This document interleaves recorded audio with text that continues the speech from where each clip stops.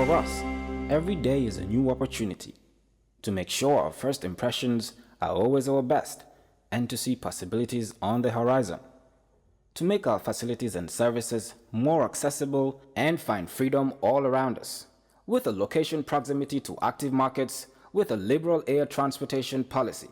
That daily pursuit is how we turn everyday opportunities for you. For all destination marketing support, customized packages for new existing airlines and operators, and for a highly ranked tourist destination, the Gambia Civil Aviation Authority is here to serve. We regulate air transport, operate and manage BIA technical requirements merged with commercial considerations. We have experienced and well-trained aviation professionals to cater for your needs.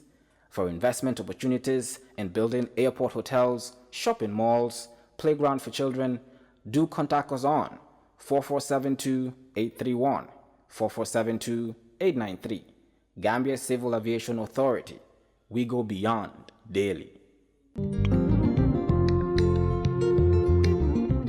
Stewart & Co. Solicitors, a legal excellence firm in London that can help you with all aspects of your legal work. If you are looking at immigrating to the United Kingdom, Stewart & Co. can help you to set up business, buy houses in the UK, and will deal with all your legal works from start to finish. For all your general immigration work, we can help you with that as well. If you're applying for any form of visa, whether student visas, settlement visas, marriage visas, or a child wanting to come to the United Kingdom to settle with the family, we can help you to achieve your goals. Stewart & Co. Solicitors, a legal excellence firm specializing in conveyancing, immigration, litigation, family law, personal injury, licensing, no win, no fee. Contact us today at www.sk-solicitors.com. And do small or big projects with the same dedication and commitment as we do.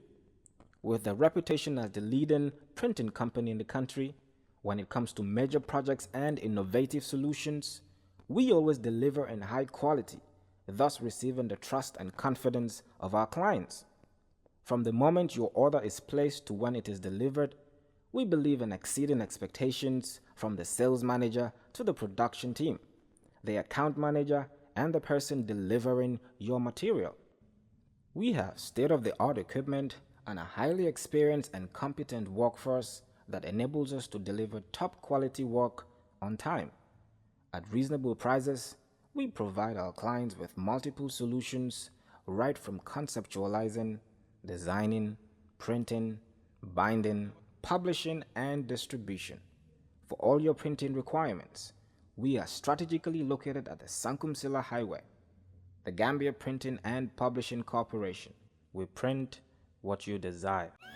Introducing Gamtel Corporate Internet for home use. Sihu, everyone at home can be online at the same time and for less than you think. Now daddy can be home early and mommy and dad with the family can all have fun together. You can now complete your work at home with our stable, secured and super fast home broadband fixed wireless internet. Home internet couldn't be faster. Download, stream videos, research, play games, learn online and work from the comfort of your home. You can do with the internet. Join Gamtel Sihu today and enjoy the fastest home wireless broadband internet at an affordable monthly subscription. Gamtel, creating a brighter future in communications.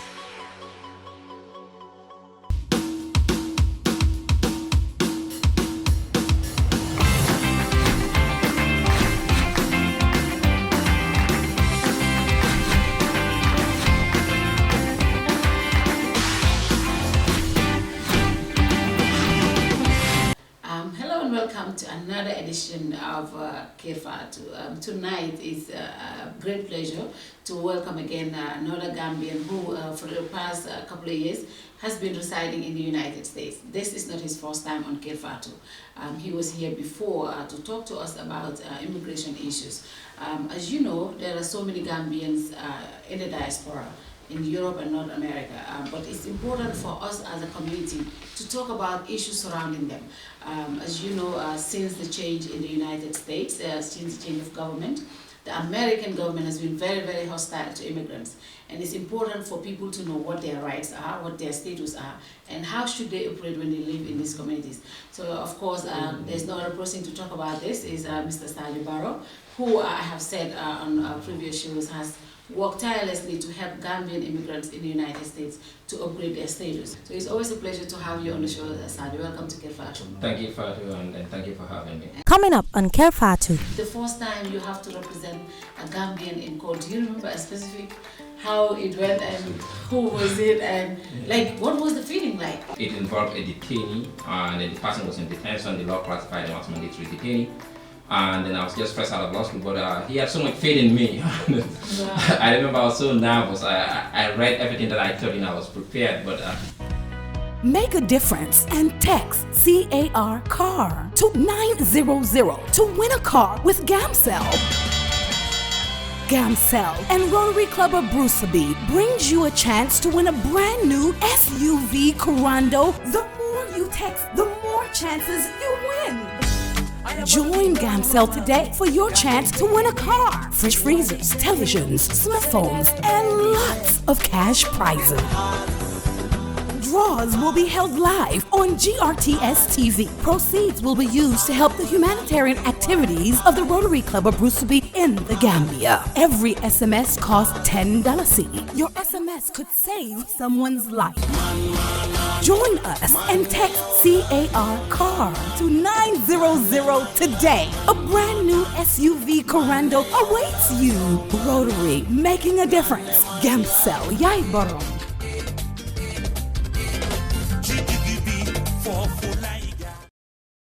And how are you enjoying your vacation though?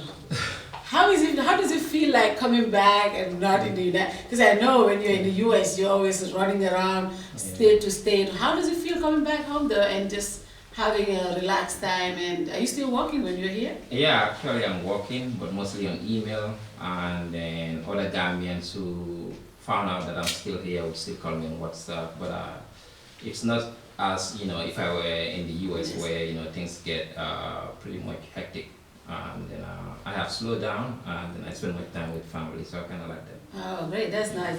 But I want to first start with I'm sure you're a Gambian who's practicing law, and since the change of government, there have been changes in our judicial system. I just want to get your perspective about the status of the Gambian judicial system before we just get to the immigration issues. I think a lot has changed. Most of the justices now and then the judges are Gambian. Yeah. And then I haven't been to the magistrate courts like I did last time when I'm here. But I did, met with some of the prominent legal luminaries that are here. And then I talked to them because I'm very much interested in seeing jurisprudence develop here. Yeah. And I do have a great deal of interest in having something here, even Gambian-wise. So I went to the courts, I went to people who are practicing here, but I think a lot is coming. The only thing is, my only observation is our practice is limited in one area, mostly criminal and then a little bit of family. I don't see a whole lot of practice areas as, it is in the US, but that's understandable. We came out of, authoritative rule, and then my other observation is a lot of Gambians are somehow timid or they are not litigious, let me put it this way. Yeah. People hate litigation, people hate being witness, and then that culture has to change. People have to understand that going to court doesn't mean you don't like someone or you are a bad person, but it only means to make sure, we strengthen the rule of law, the society, to enforce some of the laws that are on the ground. The change of the government has brought in so many new things. I mean, before, just like you said, we have so many foreign judges and magistrates. Yeah. Now the entire system has changed. But some will still argue that we still don't have the required technical equipped personnel to control the judiciary. Are you of the same belief that we should just make the judiciary should be Gambianized completely? Oh yeah, I think they have more than enough competent Gambian lawyers to actually run the entire judicial system. The only thing, in my opinion, I think what ought to change is our rules, and then they need to be judicial reform, and I think it should be eminent. And then if I have the power, if I were here, I think that should be in fact part of the NDP. I don't know what it is. I never read those documents, but I think it should be something that's ought to change right away. And then some of the few observations I made. This is what I, for instance, my only observation is last time when I came, I was, in one of the magistrate courts, and then I actually see proceedings. They were, transcribing it with a pen, writing the testimonies, and then, so my only question is, if someone who practices appellate law and then you want to appeal, how do you get those documents back? Like, how do I know if your writing is legible? Those kind of things. I think what the government should focus on, and then where they should tap on, is maybe, I don't expect them to actually, have recording devices in the court like how it is in the immigration court or every other court, but at least back in the days when I was in junior high, we have a lot of Gambian women that are very good at typing. We have typewriters before computers, and then they are really fast. So if the government at least recruit a bunch of Gambians and then at least train them to be stenographers, and then make sure every court proceeding, even if you privatize them, let them make sure they record it. Or if any Gambian could open a business where you engage in recording proceedings, they give you the license. That way attorneys can buy those transcripts from you. I think most people would go in for that, because once the record will be clear, and then appellate issue, we do not run into the issue of we don't find a document, or how do you preserve certain issues. Because I still wonder, I don't know how if they're doing it, I say bravo to them, but I don't know how they do it. Are you anyway thinking of, one day coming back to practice, or even especially because there's so many Gambians in America, and some people have families here, they might run cases, some businesses have people have businesses in the US, and they want somebody who will represent them, and you might have a firm here and also in the US. Are you thinking along the line to have something that... Definitely. For me, my advice to a lot of Gambians, like young professionals, young entrepreneurs, I think it's difficult to tell people to come back home, because I'm not doing it, and then, but I would encourage people to come and then establish here, do something. I think that's what changed Ghana. And then, when I was in law school, I seen a lot of other Africans that I went to school with. The only thing they say, once I finish, I'm going. They don't even write the bars in US, and then they go to their country. So for Gambians, I'll encourage them. Personally, yes, I'm very much interested in here, and then I would like to see jurisprudence develop. And then right now, I'm trying to make sure at least that way I could be called to the bar here. I'm trying to do that too, and then I think it's long overdue. And then I wanted to do something here. That's something, I don't think I'm coming right back, but I wanted to do something to start it. Even the young university graduate, give them an opportunity, mentorship, things that some of us don't have early on. I think it's very much important. And then for me, I don't know much about the Gambian bar. I'm trying to learn, but I think what the Gambian Bar Association should have done, they should make it mandatory for anyone who has 5 years or more, at least 10 years of practice, mandatory mentorship. Because I remember when I first graduated, and then I was inducted in the bar in 2013 in Wisconsin, we have what they call the Young Lawyer Division. And then for every new attorney, they pair you with someone who is 10 years or 5 years, experience. And then you have those, at your disposal. And then if you are interested in, let's say, business law or personal injury or immigration, you have someone you can talk to, kind of like a mentor. If you get stuck, even if you are doing solo, you can talk to them, and then they are more than willing to help you. And then with schools, you have this alumni database where you can talk to other attorneys in your area. But I know for me, the people that I met when I came, some of the lawyers, their doors were open, and then, they talk to you and then let you understand how it is. But I don't think it's as open and notorious as it should be. I would expect all senior lawyers and then to at least engage the young ones. Especially with my understanding is now they have this new requirement where you have to go pupillage before you could even get called. So the only thing that I'm not familiar with all of it, but if you're requiring that people go for pupillage, I think it's prudent that you make sure they have access to funds where they will do pupillage, because our law school is important as is. So you don't expect a Gambian to spend $200,000-$300,000 in Gambia University, Dallas, and then only to get out, they don't have the opportunity to do pupillage because we don't have many farms. So if you're putting that restriction there, I would at least expect that the playing ground is a little bit open. what if you don't have a family where you came from Dankunku, and you don't have any family member that's a lawyer, or you don't have that connection? It might affect your chances of doing those people. And those are real issues.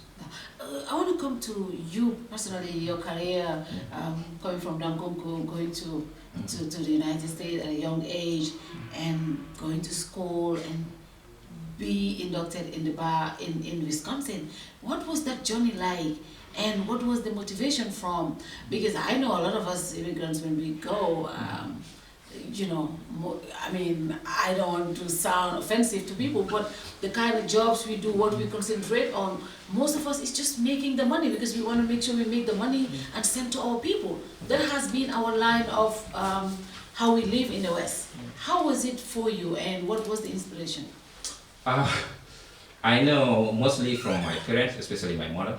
I think sometimes I would say that she tried to live through us ambition to get higher education. She's very determined, and then she pushed us very hard. Most of even my uncles that went through her. Anyone that go through that household, you must go to school. That's her concern. And then I know when I first went, it was difficult. I came from a poor background, just like every other Gambian or majority of Gambians. And then I was just fortunate enough to travel. If it's by wealth, I don't think I would have traveled. But when I went to the US, and I always knew I have a passion for law, and then I think what was fortunate for me is I did all my schooling in provinces. I was in Dankunku, Soma, then Basse, come back, and then by the time I hit Congo, it was only for a year. Because my plan was to go to Newsrod, and then they posted my mom in Basse. She was like, that's it, your dreams are gone, and then we went to Newsrod. I was there within a time, she came back.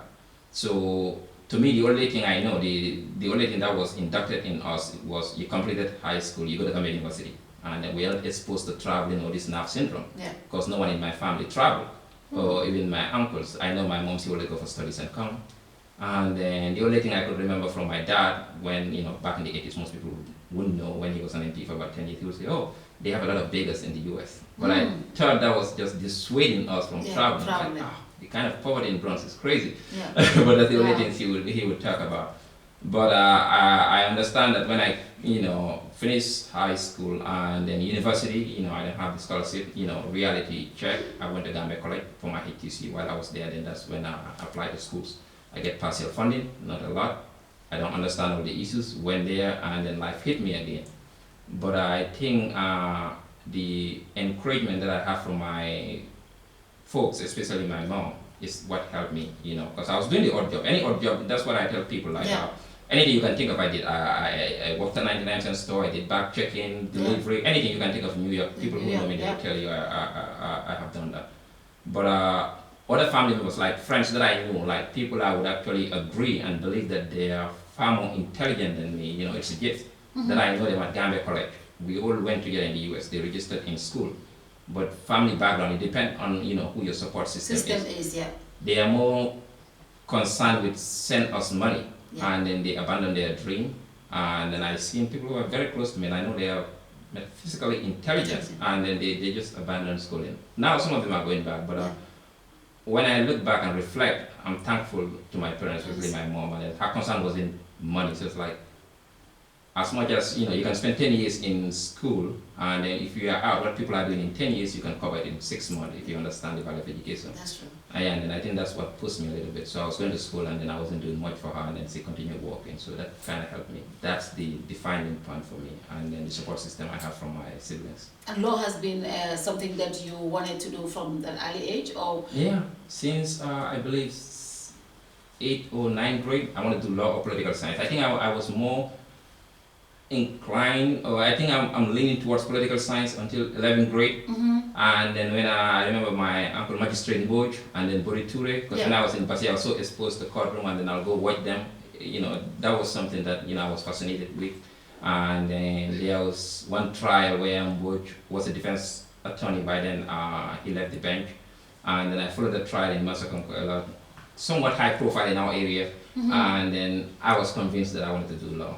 Because he was the guy from Dankunku, and then he was a very good litigator, and then everyone know him, so I kind of like that. And then somehow I aspire to do what he was doing in those days when I was in Gambia, truth be told. And then from Little Gambia, and then going to school, and now becoming an immigration lawyer in Wisconsin, serving Gambians. How does that feel the first time you have to represent a Gambian in court? Do you remember a specific how it went and who was it and like what was the feeling like?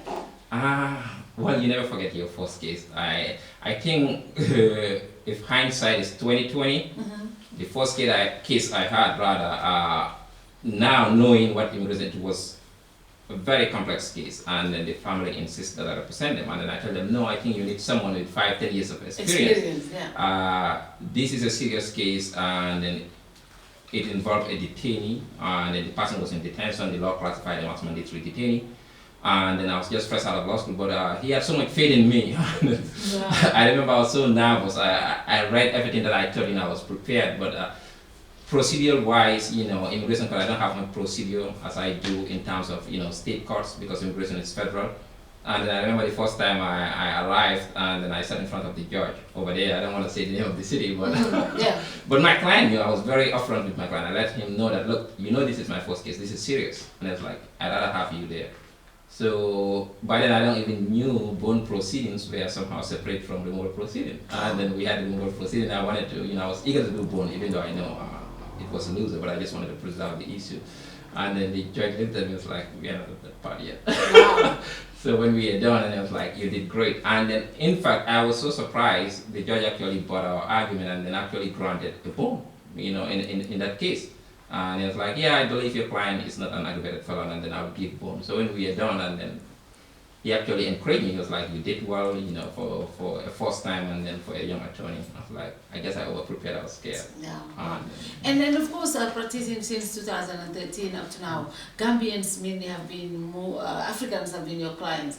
What are the common cases that Africans will come up with for you to represent them?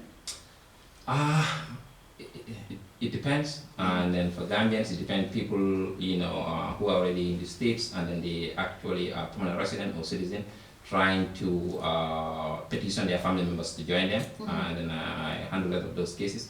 Or Gambians who have been living in the state for a very long time, and then they are out of status, and then they need to regularize their status. And then some other cases would deal with, I never knew actually, I was naive, thinking that no one ever used the back way to come to the U.S., especially Gambian, until when I started this job. The back way to the U.S.? Is there any back way to the U.S.? Well, I thought there's only back way to Italy. No, actually, I was surprised there. A lot of mainly it was used by these Indian, maybe Guyanese, other African nationals like Somalis, and then Ethiopian, Eritreans. They use that route very often, but late 2014, 15, especially 2016, so a wave of Gambian using that route coming through to the U.S., through the southern borders, of course Mexico finally, and then the U.S., seeking asylum at the border. But I handled a lot of those, we call them arriving aliens under the law, those cases. And then other African nationals, mostly, stowaways, people in plane, maybe running away from conflict.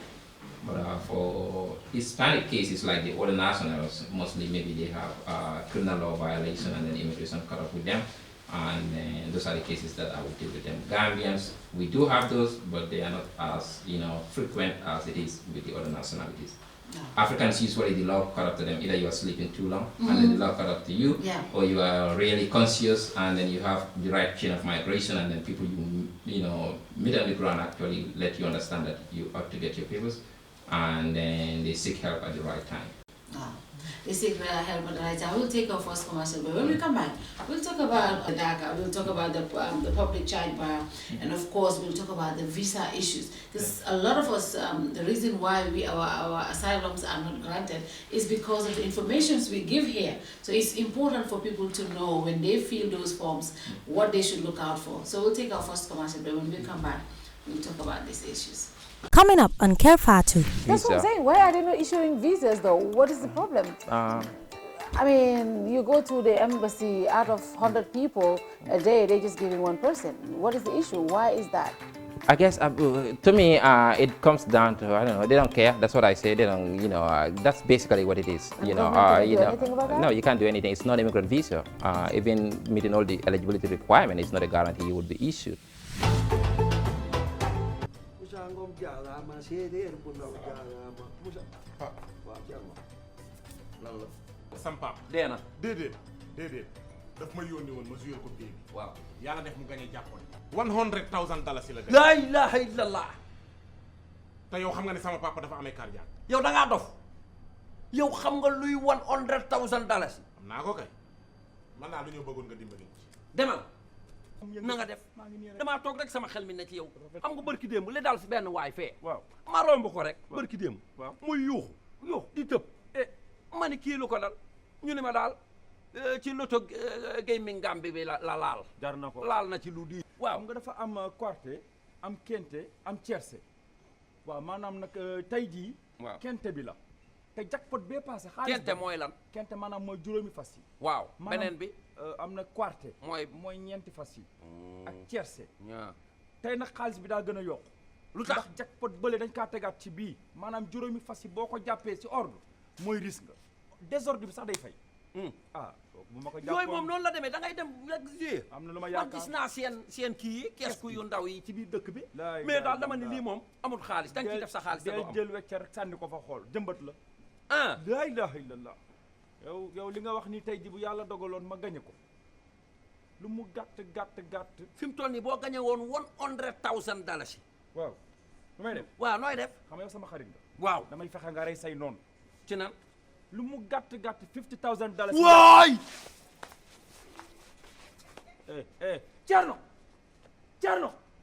Thierno woowee l'ambulance lan la lu xew ni sa baay gay dee na sama papa gay lu ko rey $100,000 la ko boo ma gañaloon si li ma la yónni dama ko koy jox mu daanu ni sama kaw man waxuma ko mu waxee woon la ko noonu yow la ko waroon informé ndax yow yaa ko gañe yaa gañe jàppoon. Dreaming of owning a property in a prime location with great proximity and fantastic neighborhood?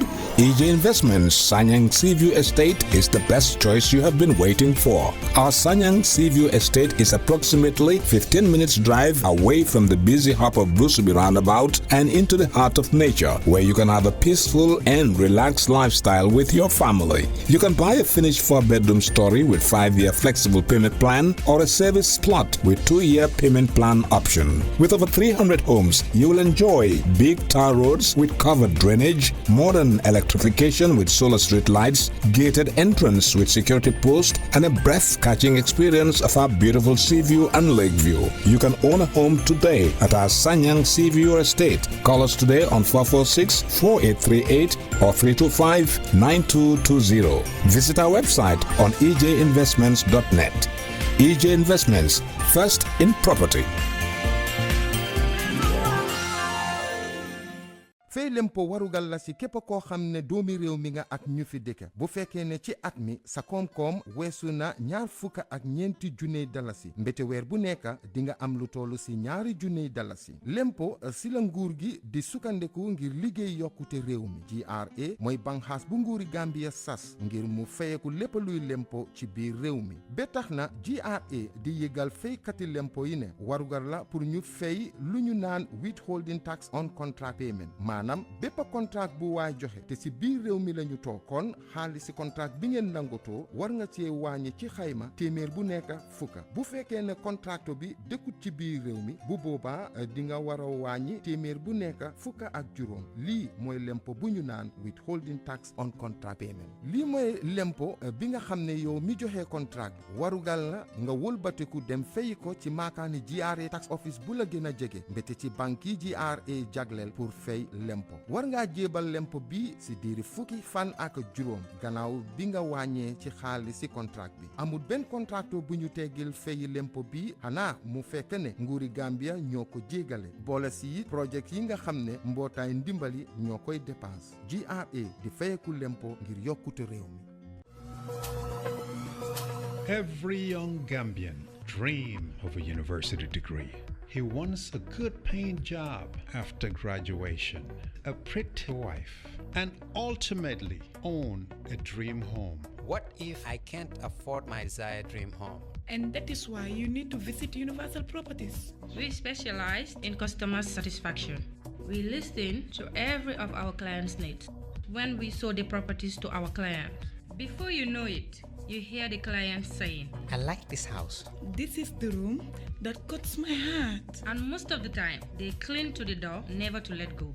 Most clients want to close the deal right there. And that is why we always have their contracts in the trunk of our cars. We work at our client's pace. No haggle, no hassle. We're waiting for you at our office in Caraba Avenue here in the Gambia. Have you run out of cash power? Do you want to transfer funds to your family? Or do you want salary advance without coming to the bank? Your banking services have just been brought to you on your mobile phone. Download and install from your App Store or Google Play Trust Bank's mobile app. Simply search for TBL mobile app and follow the instructions. You can access the following services: funds transfer, cash power purchase, forex rates enquiries, mobile airtime top-up, mini statement, balance enquiry. TBL app is the only app that allows you to take salary advance and many more. You can also interact with your customers using our USSD code by dialing *533#. At Trust Bank, we bring innovation that is useful to you, our valued customer. With our mobile app and USSD, banking is at your fingertips. Trust Bank Limited, proudly Gambian. Make a difference and text CAR CAR to 900 to win a car with Gamcell. Gamcell and Rotary Club of Bruceby brings you a chance to win a brand new SUV Corando. The more you text, the more chances you win. Join Gamcell today for your chance to win a car, fridge freezers, televisions, smartphones, and lots of cash prizes. Draws will be held live on GRTS TV. Proceeds will be used to help the humanitarian activities of the Rotary Club of Bruceby in the Gambia. Every SMS costs $10. Your SMS could save someone's life. Join us and text CAR CAR to 900 today. A brand new SUV Corando awaits you. Rotary, making a difference. Gamcell, Yai Barrow.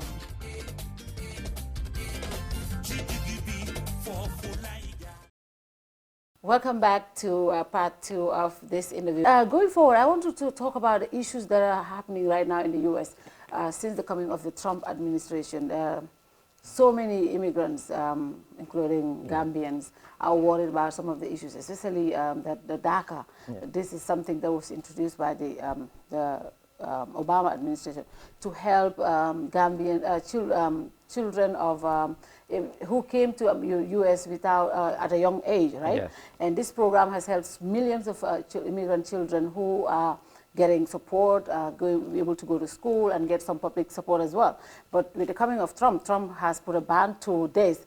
And at some point, I think it was sent to the Supreme Court. What is the status of the DACA right now, and how should Gambian children be worried about this? What is their fate? What is happening? DACA is still actionable. And then I know the administration has declared that they wanted to end the program, and then people file a lot of lawsuits against it. Yeah. And then I believe right now what is happening, initial applications, depending on what jurisdiction you are in, but most initial applications, they are not accepting that. But those who already had DACA previously, they can renew. Federal courts have indicated that Trump should not stop it. Yeah. So it's still going on. The only gray area is right now with the enforcement priority Trump instituted, saying that, they are of equal weight, like someone who is even out of status. What I encourage Gambian, most people, before you even apply for DACA, it's very much important you at least speak with your immigration attorney. What are the risks involved? Let's say you wanted to renew your DACA and then you are someone who had some contact with law enforcement or criminal issue. Is it advisable to go for your DACA? Because if you do, they could come after you and then place you in removal proceeding. Yeah. So those are some of the things you have to evaluate. Does it worth renewing my DACA now? But then what happens if you don't renew and you're out of status, you're not able to get your ID is not valid, you have no valid ID identification, you have no status, so what happens? Well, life will be difficult, and then I think the idea is maybe you will self-deport. If you cannot get your driver's license, you don't have work permit, you're not working, things might get so difficult, and then you just do a voluntary removal. That's the only rationale one can see behind it. But at the same time, you have to be realistic about, okay, if I put in my new application, because DACA, what it does, it's just a moratorium on removal. It doesn't give them actual status. No. It only says that, hey, we know you're here, contrary to the law, but it's okay with us for now. Yeah. That's what it is. But while it's okay with us, you're eligible to apply for work yeah. permit and then work and then support yourself. As let's us see what we are going to do with you in the meantime. So you have to, weigh the pros and cons.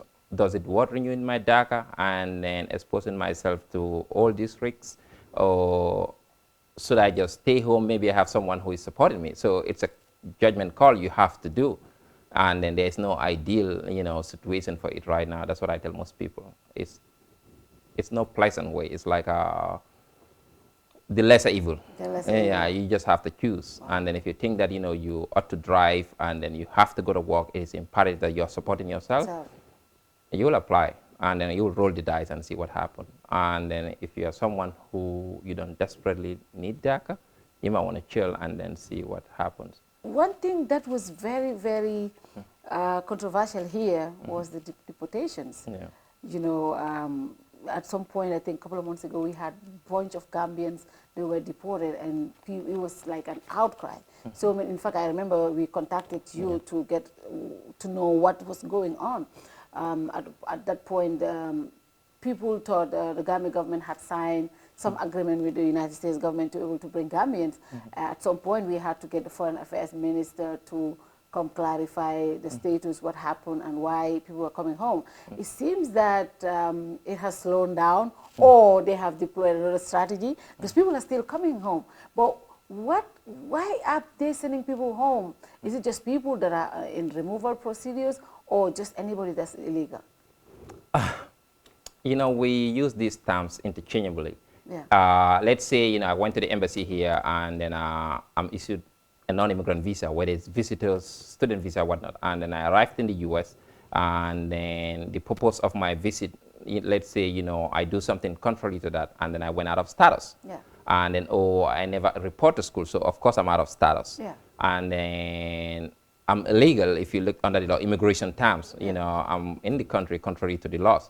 But it doesn't mean immigration can just grab me and send me back to the Gambia. That cannot happen, because the law says once you are admitted, meaning, look, you are someone who knocked on the door, and then we opened the door, we invited you. So once you invite someone in lawfully, even, their status is no longer welcome, you can't just throw them out. Yeah. You have to, follow procedures. It's just like having a tenant who is paying rent. And then if they default on their rent, you don't just take a machete and then send them out. You go to court and then file an unlawful detainer to move them, well, if they refuse to leave. Yeah. That's what happened.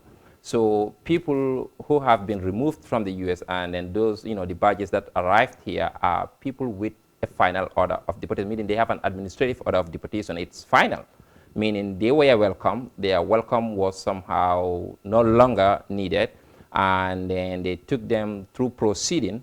Either they went through proceeding and then there was no form of relief they can, apply to stay in the US, or they just simply don't show up at court and then have an absentia out of deportation. But because of the climate of the US by then, even on the bus, removal, they don't enforce it unless if you're someone who is a criminal alien. Yeah. They would say, okay, you know what, you have a deportation order already, and then it's final. There is no way you should be here, and then you, on top of that, you committed this crime, you are a priority. And then that's why, we are not seeing a bunch of Gambian. When Trump came, he changed the game. What he did, it doesn't matter whether you committed crime or whether you are just simply in the country for 20 years, and then you now have a deportation order. Regardless of the ties you have in the US, everyone is equal. It's fair game. His policy is, you must be here if you are in legal status, period. And then people who are here, they are not in legal status, take them to court, make sure they get deportation order. Wow. That's the whole point. And then send everybody back. So it's more like a nationalistic view, anti-immigrant. So that's what is happening. But then we saw some people who would say, I had green cards, I just went to renew, or I had my green card, and I was... is that possible that they will send people home that already are in status? No, I mean, you know, there is more to the story than it is. I mean, if someone called me and say, I have a green card, and then they confiscated it from me, and then a lot would come to, I mean, it doesn't work that way. Even if you, let's say you even procure that green card fraudulently, you don't get it the right way. Once you get that lawful permanent resident status, due process attaches. Now the burden shifts on the government to prove that you are never admissible or you are removable. They have to prove that burden before it even shifts on you.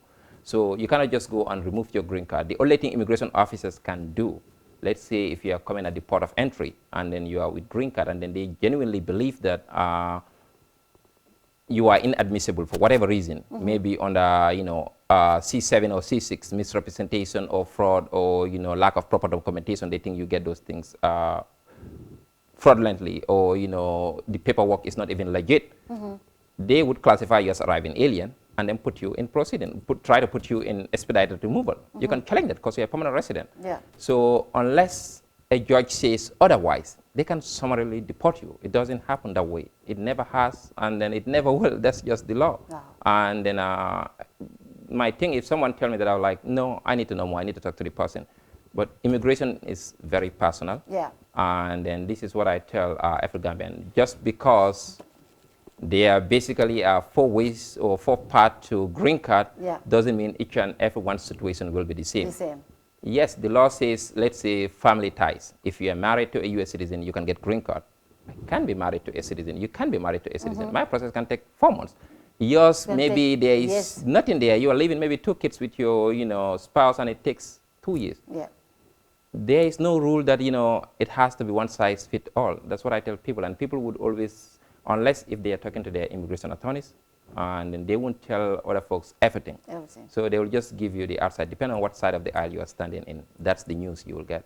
So what does anyone who is on a removal process living in the U.S., what should they look out for right now? Because it has not stopped. People are coming back. I think what has changed, though, is the way people are coming. The numbers, instead of coming in bulk, people are coming in smaller numbers. What should we look out for if you're living in the United States and you are on a removal order? What should you look out for? First, you have to weigh your option. I tell people now, it has changed. Unless maybe some new president comes in and then become humane or humanize immigration a little bit. But that's not even a defense. You can say that, okay, maybe Democrats would come and then they are not going to enforce deportation anymore. So I'm cool. Those days are over. We cannot sugarcoat this issue anymore. And I tell people, if you are in proceeding already, you need representation. You need to know what your options are. You know, I call it where there would be a slow guilty plea, meaning, you know, you have absolutely nothing. You strategize and see what you would do. Or you have relief and then make sure, you know, you get the right help and then regularize your status. And then if you are someone and then that already has a final order of deportation, you have to speak with immigration lawyers and see if there's any chance. That's what I tell people. You have to realistically assess your situation. In June of this year, Supreme Court came with a decision that says that people who were placed in removal proceeding or who are already in proceeding, and then the charging document that put you in proceeding, if immigration, DHS, the government failed to specify the date and time of your removal, that document is defective. Now, the argument with immigration lawyers that we are using is that, well, if the document is defective, that's the vehicle that gets you to the court, then the courts never have jurisdiction. So that deportation order should have been canceled. That way you stay there. What it does is like you commit murder and then double jeopardy, no one can remove you. But the problem here is they can, you know, reissue the charging document and then start proceeding. But that case was somewhat focused on the issue of what Gambians would call 10-year green card if you're in the country for 10 years. The problem is if you're living in the U.S. and then continuously for 10 years before they put you in immigration court, and then you have some kind of ties, either parents or spouses that are either green card holders or citizens, and then the law says if removal to your home country is going to cause hardship to those people, we are going to cancel your removal and give you a green card. But the moment they give you that charging document, your 10-year period that is being calculated stops. So, but the law says anyone whose charging document doesn't have this, you know, date and time, it doesn't stop the time, meaning you continue to accrue even after deportation. So what I tell folks is when that, you know, law came into being, the only thing they need to do is talk to immigration lawyers. Maybe it affect you. Try and reopen your deportation orders. and then at least maybe you might be eligible for relief, maybe not, or maybe your document might not be defective, but you need to know. And then, of course, there's a lot of cases that are coming in trying to limit that, even with the Board of Immigration Appeal. But right now, my only advice to most Gambian is you ought to know. If you know realistically, because there are people who would never get green card in the US because what they did in the past, unless the laws change. If I know I'm part of that class, and then I know there's no path to legalization for me, and then I would do two things. If you are gainfully employed or you're working, I would regroup and then see, okay, maybe I need to do something back home and then go back. It's attitudinal change. And then if that's not what I don't want to do, and then I was like, you know what, I will be here until they get me. That's your choice. But don't think that, you know, playing hide and seek or you can stall it or it has to do with signing something. No, because now they will enforce. Yeah. They are enforcing. They are removing parents without kids. Yeah. So Gambia or Gambians will not be an exception. I tell people, you know, if you wait to, let's say we even blame the government. You know, come there. Let's say we blame that for even issuing travel document. You still come home. What does that change? Without a travel document? No, I mean, like, you would come with a travel document. But my point is, if you are saying, well, the government should not issue my travel document, but they did, and then you don't plan ahead of time because you know this is inevitable, you still lose. If you come here and then, so what? You are, either way, you're in Gambia. What you going to do? What role can the embassy play to, is there any role that the embassy can play to help anybody?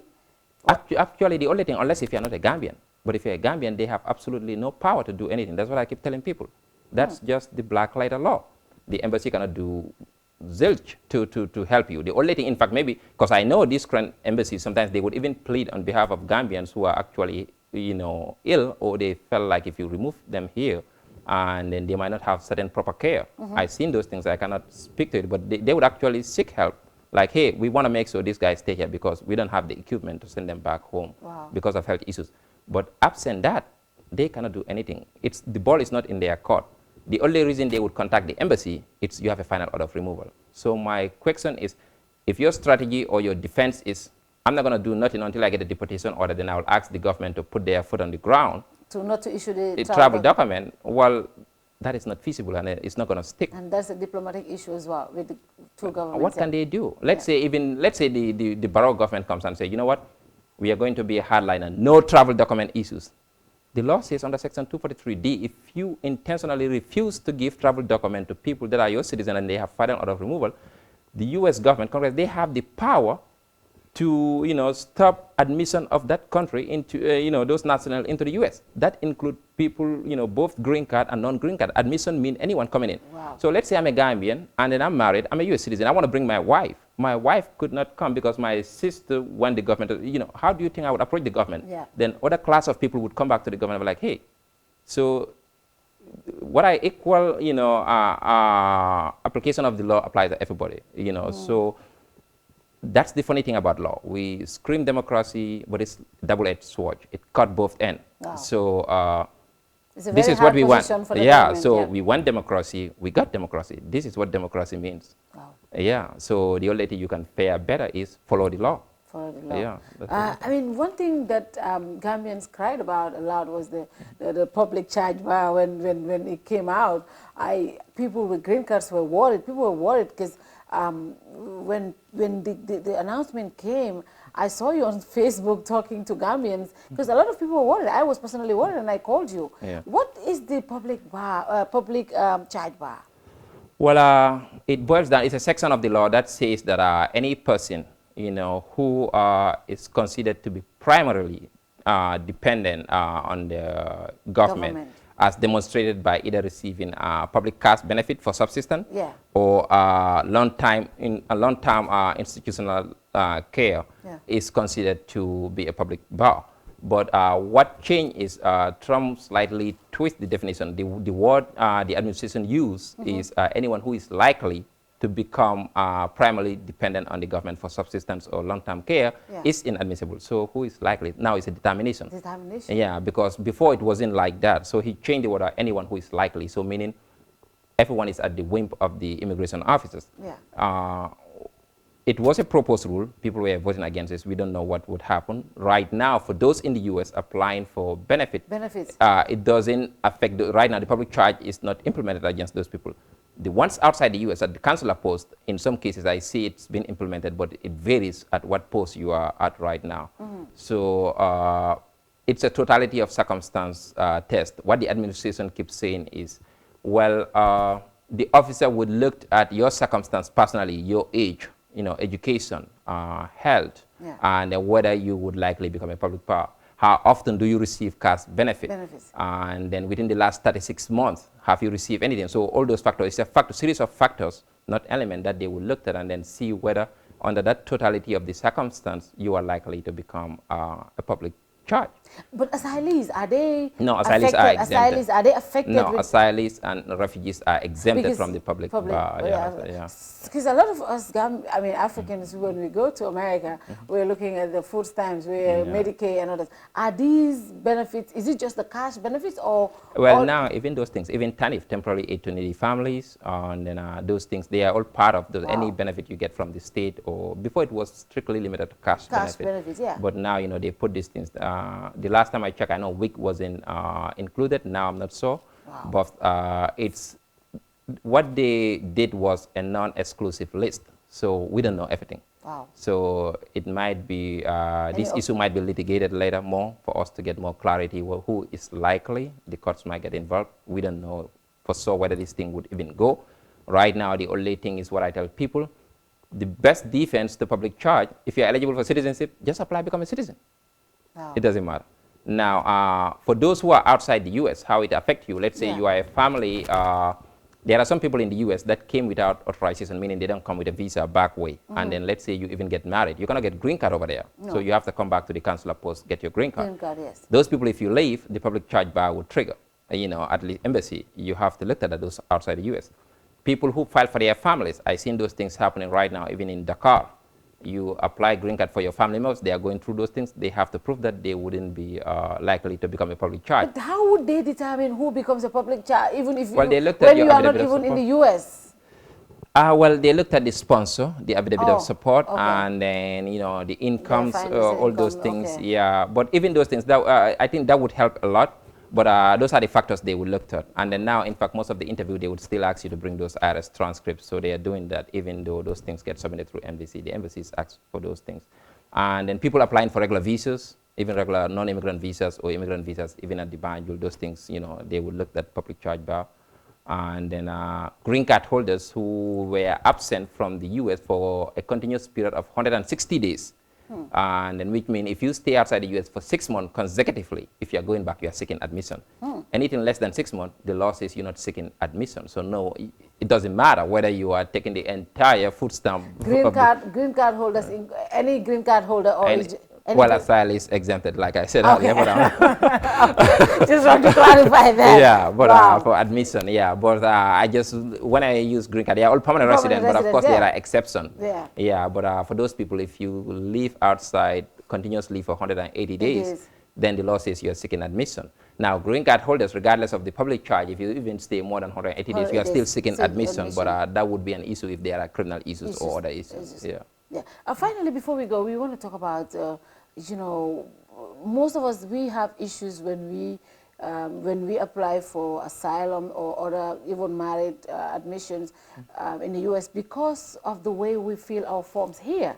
Some people will say, oh, I filled this way, but they put a different information there. And when you go for interviews, you come to find out that the information that you fill here is available to them.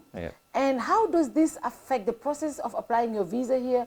How does it affect your status when you're applying for either asylum or getting married or anything? How does it affect it? Well, it does, because it goes to misrepresentation or even certain ineligibility issues. And then the rule of thumb is now, for me, I know most people, we don't have internet at home, and then we utilize these service centers to complete the forms.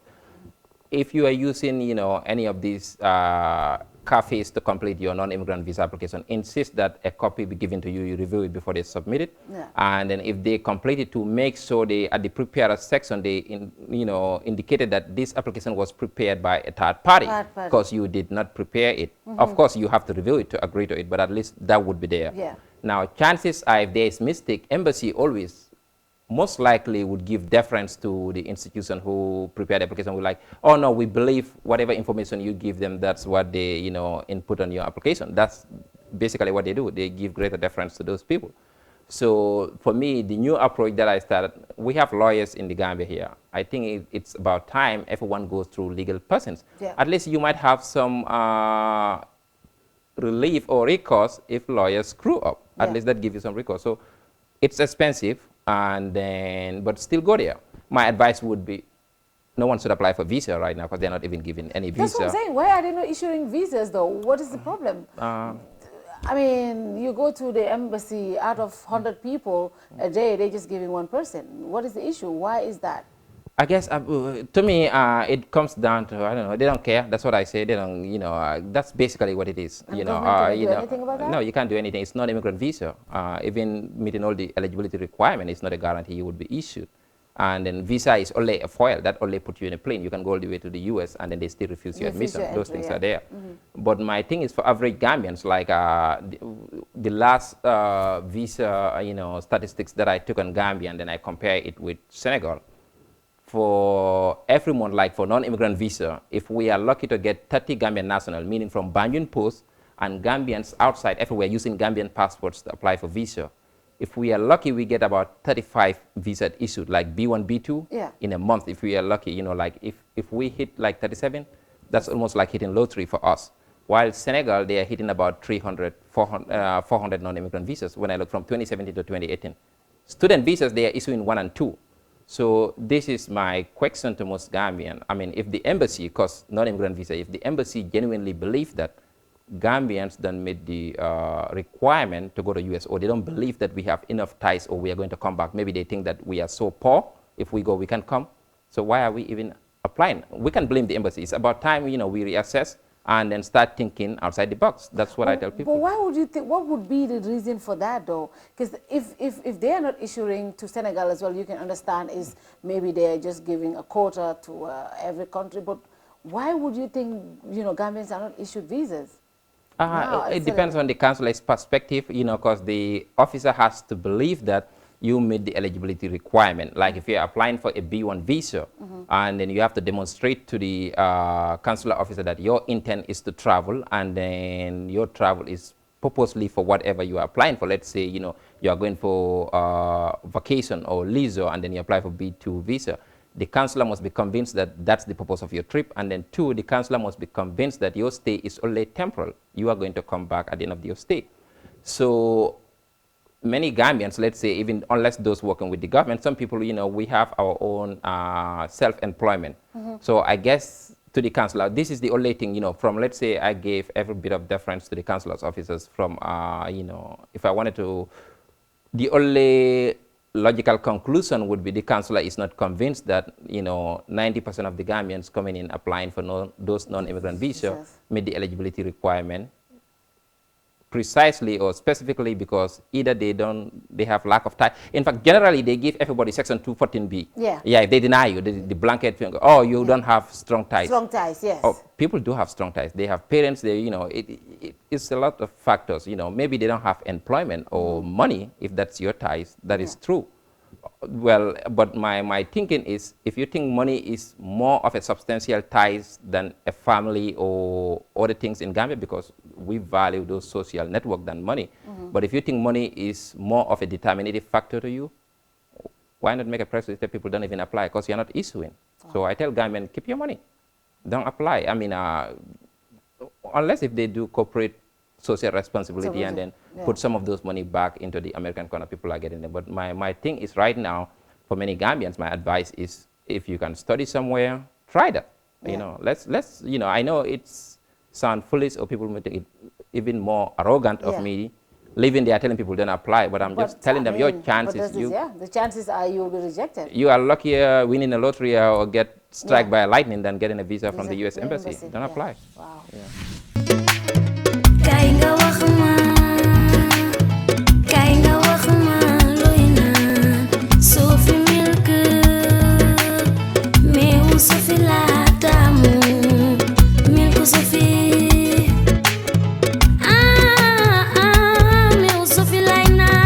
Sophie meew la bu sell te neex baax na ci halal ak mag yépp am na calcium iron protein ak vitamine yu bari Sophie full cream powder milk la am na 20 gram 200 gram ak 400 gram ku ko ñam dootu ko bàyyi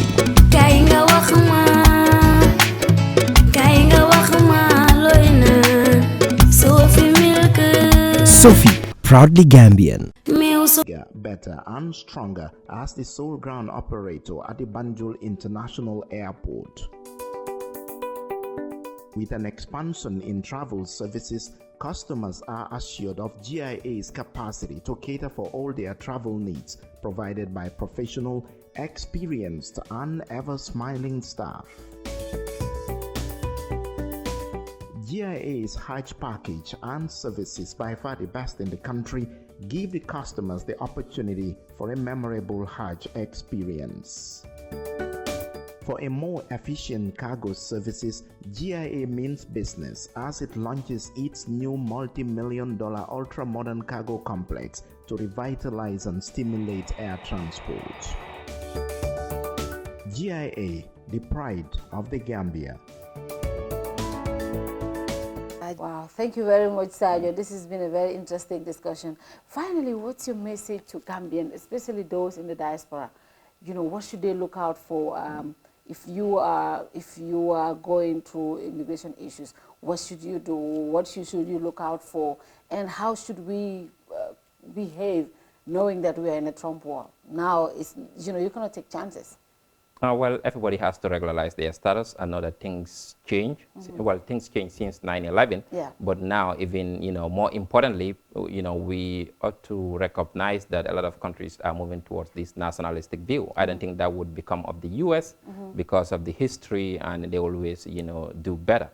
But Gambians that are there, my only advice would be we need to be a community, and then and another important, especially us well, I consider myself a Gambian more than a diaspora, and I always tell that, but like us diaspora, and if I have to take share of the blame, I think it's about time each and everyone stick to what you know, and then we tend to be experts in everything. I know. You know, so don't mislead people on issues you don't know, and then don't comment on things you are not experts in. It would be foolish. So we keep just misleading our own people and then doing that scaremongering and then frightening tactics. If you are someone who, you know, is a health expert, talk about those things. Now, if it's national issue, Gambian issue, that's a different ball game. You know, everyone, we all, you know, have the right to comment on those things. But even on those things, when it comes to serious issues, you know, I think we ought to, there's a difference between exercising your opinion and then speaking from an authoritative point of view. You go, okay, this is my opinion. People can agree or disagree.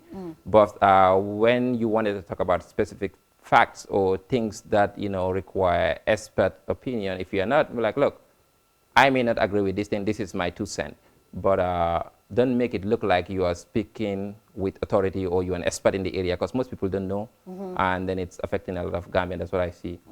The other thing is, I think it's about time every Gambian become conscious. Everyone has to be politically engaged. You know, from what I see in this country, I think it's imperative. There is no sitting on the fence anymore, and then we cannot afford not to, you know, grow like how our counterparts are Ghana and others. Because once we do that, this whole visa talk, deportation will stop because we'll stay home. So if we want to fight deportation rather than governments giving travel document or whatnot, let's make so, you know, we hold each other accountable, make so no one need to travel. That's just the hard fact. It's about time, you know, we put money where, you know, our money where our mouth is. And Barrow government, what's your assessment? 2 years? I know you're not I have my downside. So, you know, from it depends. For me, I looked at the issues that, you know, I'm more worried about the law, rule of law, and then if I were to gauge them on that, in terms of when you say procedure, substantive law, you know, those things, you know, I'll give credit to them. You know, they are doing a lot of issues. I once tell this thing to PAOs when the change happened, before we even know, like the first few months, I was like, Gambians can go, but it's going to take about, even with a perfect government, about 10 years or so to see meaningful change. Development, what we are used to is seeing physical buildings or infrastructure, and then that's what Gambians are used to. For those of us who are money conscious, you want to know how your money is doing, and then you understand there is some change. People, that doesn't translate to my grandmother or my aunt in Dankoko who is finding it difficult to do groceries. But some of those things are there. But I think we can do better. My thinking is we definitely can do better. If the government seriously wanted to work, we can do better. And I'm not gonna, I think I would say if this is primary school, I would say it's fair. It's fair. Yeah, I would give them fair, not yet good, because there are so many gaps on the rule of law, and that's what I'm passionate about. That's what I know more about the law, and then I've seen a lot of missteps in those areas. Procedural wise, and then substantively, a lot, we have great plans, but it's so confusing. Like it's like almost a legal fiction. You have a right. I call them illusionary contracts. It's like you think they're there, and then when you go and then you want to say, oh my God, all these things is all kumbaya, and then you are not seeing it. You're like, what's happened? Anytime you get closer to it, it kind of go far. So it's like that kind of illusion. Wow. But, thank you so much, Sarjo, and it's definitely a great pleasure having you again, and I'm sure a lot of Gambians will learn from this conversation. It's good we talk about immigration. It's good for people to know what their status are, and it's important to visit a lawyer. When you know you have issues, especially immigration issues, it's important you visit lawyers and know what your status are, because those days are gone. Thank you very much for coming on. Thank you, Fatou. Thank you, and good night to you all. Bye-bye.